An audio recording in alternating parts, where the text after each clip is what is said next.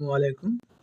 আজকের আলোচনার বিষয় পৃথিবীর রূপ ও রেখা এবং বাংলাদেশের দিনরাত। পৃথিবীর কেন্দ্র দিয়ে উত্তর ও দক্ষিণ দিক বরাবর একটি রেখা টানা হয়েছে। এই রেখাটির নাম দ্রাঘিমা রেখা বা মূল মধ্যরেখা।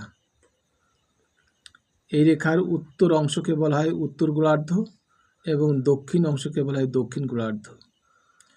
পৃথিবীর কেন্দ্র দিয়ে পূর্ব এবং পশ্চিম দিক বরাবর আরও একটি রেখা টানা হয়েছে। এই রেখাটির নাম নিরক্ষরেখা বা বিষুবরেখা। নিরক্ষরেখা বা বিষুবরেখার সমান্তরাল উত্তর গোলার্ধে 23.5 ডিগ্রি বরাবর আরও একটি রেখা টানা হয়েছে।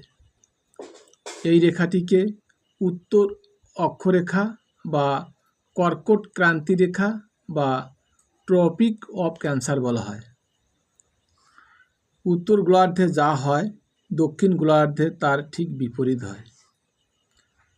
বাংলাদেশের অবস্থান উত্তর গোলার্ধে।